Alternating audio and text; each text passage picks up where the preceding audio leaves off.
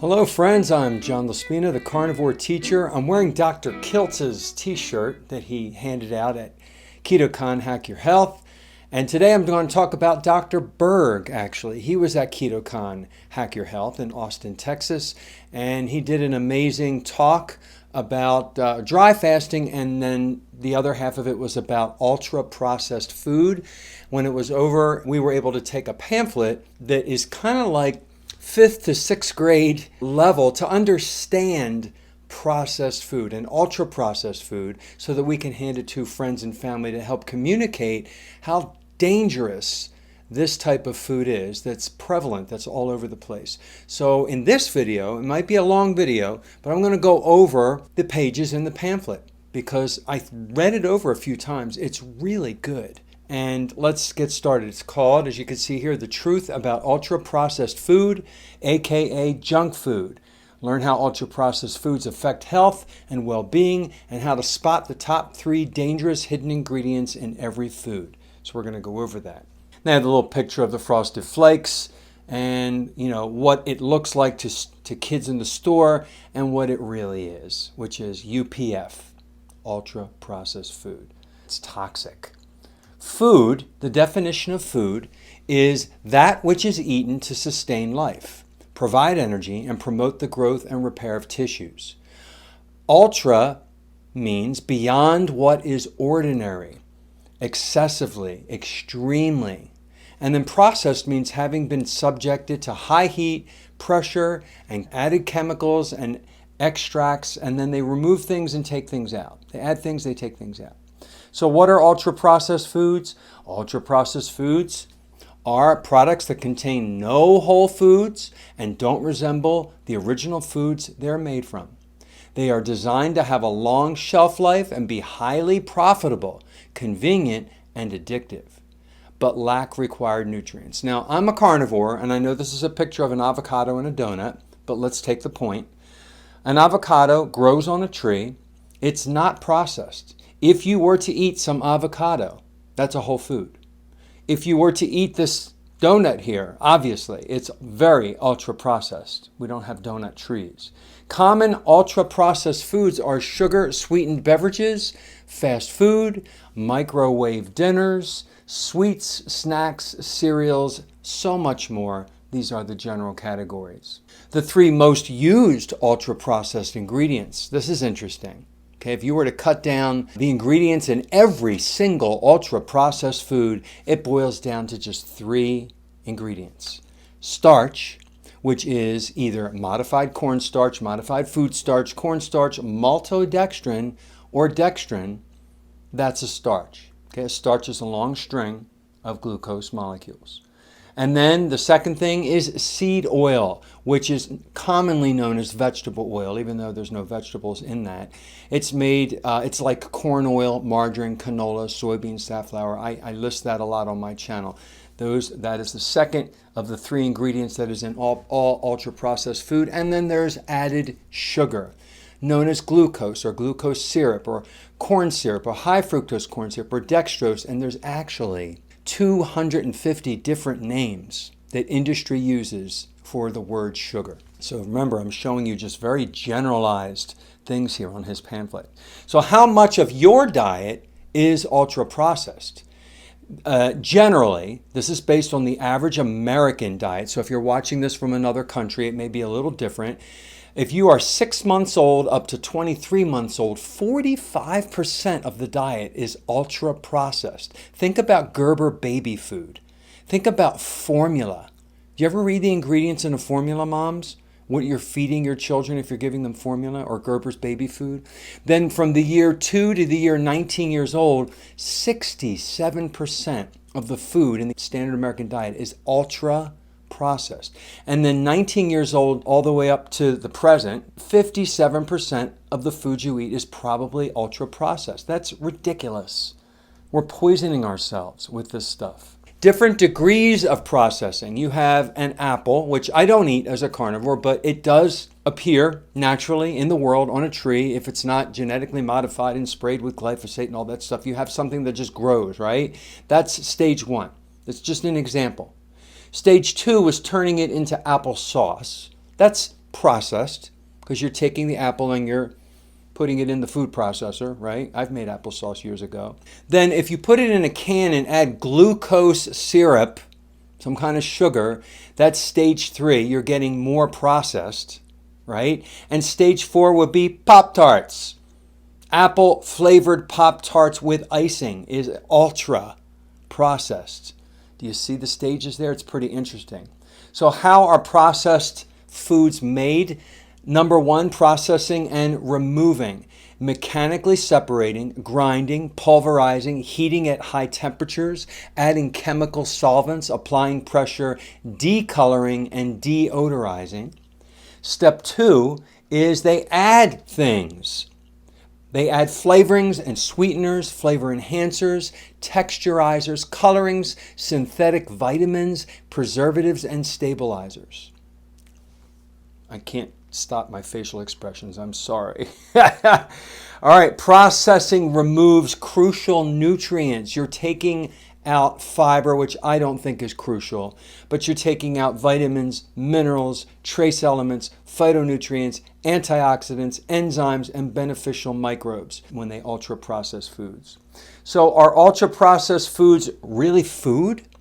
Let's compare ultra-processed food to the definition of food. The definition of food is that which is eaten to sustain life, provide energy, and promote the growth and repair of tissues.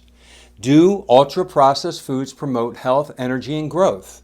No, they can't. They don't have the essential nutrients to do that. A diet high in processed foods can alter your gut microbiome, weaken your immune system, slow tissue repair and growth, and increase your risk of disease. Ultra-processed foods also cause blood sugar spikes that quickly drop, leaving you feel tired, irritable, and unable to focus. I've been there, folks. I know what that feels like.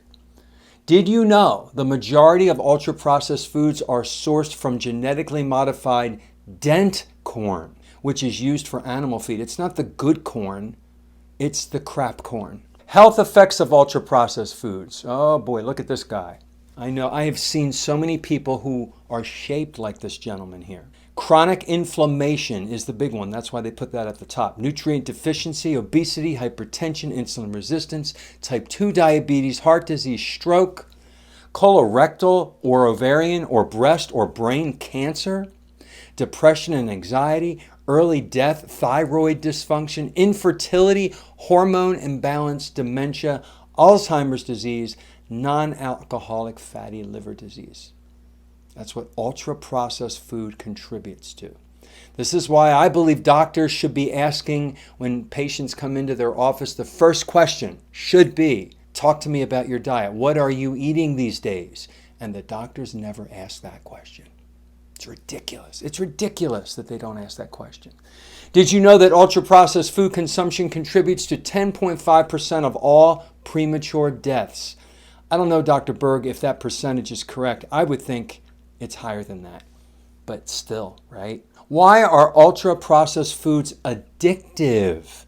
Food chemists engineer complex flavors and textures to produce highly addictive foods. Ultra-processed foods target the brain's reward zone, causing an instant release of dopamine. That's the happy hormone. This is why you can't stop eating after you start. A critical concept in the engineering is the bliss point, which is the precise combination of processed sugar, oil, and salt that maximizes pleasure and keeps you coming back for more. Bliss point. Ultra-processed foods can be as addictive as substances like cigarettes and cocaine. 14% of adults and 12% of children are addicted to ultra-processed foods, comparable to addiction levels for alcohol and tobacco. No one eats just one serving. Boy, do I know that, right? All information in the nutritional facts section on a food label is based on one serving, but the average person has at least 2 to 4 times the serving size in one sitting. Misleading serving sizes on ultra-processed food labels hide their true carb and calorie count. How many carbs and calories are you really consuming if you measured out each serving? All right, here's a crap cereal. On the left, The serving size on the label is 1 1/3 cup, which is supposed to be 150 calories, 12 grams of sugar, and 34 grams of carbs, which is bad already. Look at all the added colors and crap. Then on the right, what you're probably pouring in your bowl is 2 2/3 cup, which means you're really getting 300 calories, 24 grams of sugar. That's 68 grams of total carbohydrates. Just in a bowl of cereal, that very first thing that some people eat in the morning. Now add that to all the other carbs that you eat in a standard American diet day. I'm not forgetting the people in other countries in the world. Standard world diet, it's very similar. Why you can't just eat one. On average, people on an ultra-processed food diet consume 500 more calories a day than those on a healthy whole food diet. Here's why. Ultra-processed foods, including high fructose corn syrup, can't effectively trigger hormones that make you feel full or reduce hormones that cause hunger, which fuels appetite and causes continuous cravings. Number 2, ingredients like seed oils and MSG amplify the rewarding sensation, which tricks your brain into desiring more of that junk food. And the third one, protein helps reduce cravings. Ultra-processed foods are flavorful but low in protein, so they don't satisfy cravings for long, making you want more. This is a key aspect of the Dorito effect. Can you eat just one Dorito? Can you eat just 4 Doritos? I know I can't. Misleading and misreading labels. When reading a food label, I recommend that you focus on the ingredients more than you do on the nutritional facts. Here's why. If you look at the below labels A and B, it's obvious that A looks like the unhealthier option. Okay, so let's check these out. Label A has 29 grams, 4 grams, 17 grams, 1 gram total fat, saturated fat, carbohydrates, sugar. B has 8, 1, 16, and 0. Who cares? Look at the ingredient list. Look at what's highlighted there. Corn, vegetable oil, canola, sunflower oil, maltodextrin, monosodium glutamate, artificial flavors, artificial colors, dextrose, sugar, and so much more. This is an ultra-processed food paragraph. If you don't see the ingredients, you can't fully understand the nutritional information, and then that's so true. So spotting dangerous ingredients on food labels. Let's take a look at Oreo cookies. Unbleached, enriched flour, which is wheat flour. It has sugar, it has palm oil and canola oil, high fructose corn syrup, and artificial flavor, along with other added ingredients. Fruit Loops, oh my gosh. Sugar, corn, I'm not going to go through all of this. Just check the label. Look at what's highlighted there. Look at the crap you're putting in your body when you eat these ultra-processed foods. Doritos, look at that. That list is even longer. Whew. My goodness, this stuff is so bad for you. The keys to avoiding ultra-processed food. Always check the ingredient lists. Avoid modified food starch, seed oils, and sugar. Look for sneaky alternative ultra-processed food ingredient names. Research ingredients you're not sure about using the glossary that he provides if you have this pamphlet. We have Google. We have Siri. We have Alexa. I mean, you can find any piece of information you want. It's at our fingertips, at our syllables that come out of our mouth. It's not a secret anymore like it used to be years ago.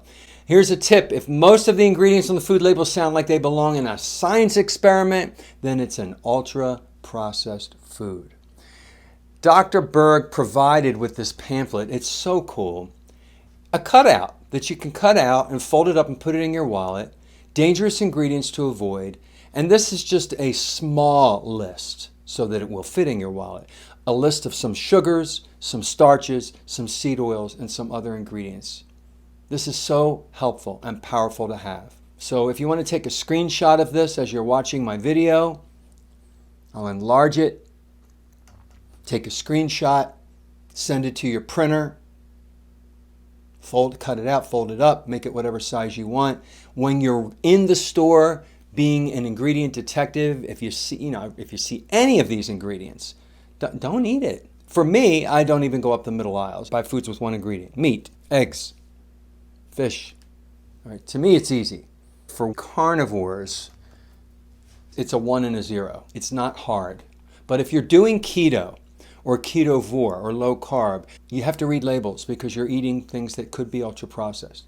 Get the 3 dangerous ingredients to avoid, wallet, cutout card to take with you on the go. Now, for transitioning off junk foods, here's 10 tips. Don't allow ultra processed foods in the house. There's less temptation if they're out of your reach. You got to get in the car and go to the store and buy it and bring it home. If it's just not there, you're not going to probably do the work to go get it. Replace ultra processed foods with healthy pleasure foods. I don't snack. I'm a carnivore. I eat a protein, fat, heavy meal. It satiates me until my next meal. I don't eat anything in between meals. But if you are snacking, what are some alternatives? You can do pork rinds. Make sure they're fried in their own fat, not added seed oils. You could do cheese. You could do little pieces of meat, little pieces of egg, hard-boiled egg. You can do beef jerky if the ingredients are clean, like chomps. I don't do that, but you can do that. It only takes 3 days for cravings to go away after ditching junk foods. Remind yourself of this when you get a craving. You're almost there. Just push through the moment and that craving fades. Get the whole family on board if you can, the people in your house. Bring healthy junk food alternatives to family events and social gatherings. And what he means by that is, when I go somewhere, I bring deviled eggs. And the mayonnaise I used was my bacon fat mayonnaise that I make. I will bring cut up meat that I cooked on the grill, cold. People love that. Cheese cut up on the plate, cold.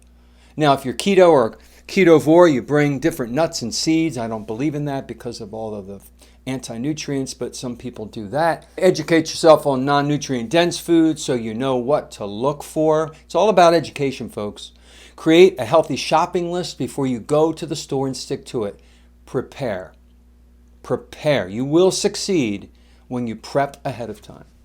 Remind yourself of the mental and physical effects that junk food has on your body. And use intermittent fasting to reduce cravings and snacking. Intermittent fasting basically is you're not eating between meals, but the big one is you don't eat after dinner and you don't eat after dinner all the way up until the very next time you have a meal, which for me is lunchtime. Some people do breakfast. That's an intermittent fast. And we all do it. It's just our times are a little different based on when we have that next meal. Stay inspired by learning about the benefits of whole foods. And then in Dr. Berg's pamphlet, there were footnotes, and here are the sources that are connected to all those footnotes. And then if you want to take your cell phone right now on the screen and scan this QR code, you will get more information. You can get the whole pamphlet that he gave me that you're looking at right now. You can download it for yourself. Dr. Berg, cool guy, teaches online. He's not a carnivore. He talks a lot about, he's keto. A lot of people are keto. Carnivore is a subset of keto, and I have found it to be right for me. I feel my best. So I just wanted to share that pamphlet with you from Dr. Berg. I hope you got a lot out of it. Watch it again. Move the playhead where you want. Take pictures if you like. And eat well so that you can look and feel well, which is not ultra-processed food. And you'll become the optimized version of yourself. Have a great day. Oh, yeah, I remember you, yeah. Loved your talk. Dry fasting. Great. Great. I appreciate it. I feel like that.